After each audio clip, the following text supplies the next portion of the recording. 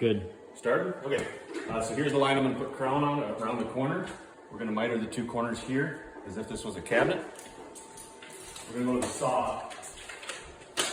I have this crown here, and if I lay this flat right here, this is the way it's going to project. So it's going to project out at that distance.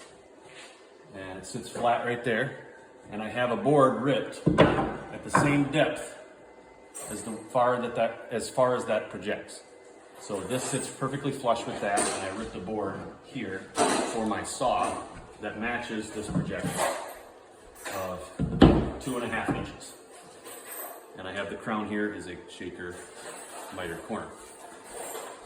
So I'm going to take that board, I'm going to lay it on the saw, and I'm going to draw lines across here and across the top. So the bottom and the top are now drawn all the way across. I'm going to turn it at 45. I'll do the same exact thing. Draw it here, turn it 45 that way, draw lines there. So these lines don't change, but this does as you turn it on 45. All right, now that's going to be our cut line edge for where this sits. This is now irrelevant. You just throw that away. Take the crown, and now we'll set it on those lines. Right here, upside down. This is now the bottom up here.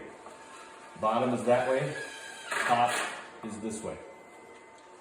And now we get the line to look even on both sides where I drew it. And we set the saw to exactly 45 degrees, and the back is at 0. We're going to cut straight down.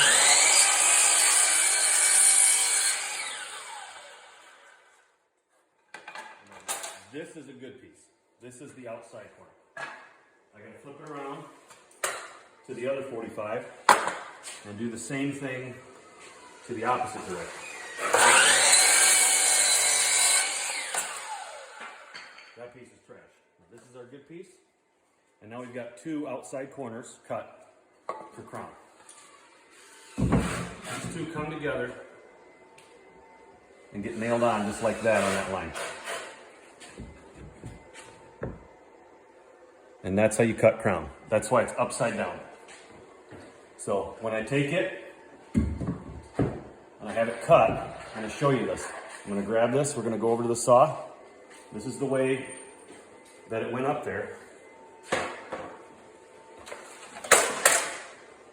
And then I flipped it over so it's upside down when I cut it on the crown. When I cut it on the saw. Cool.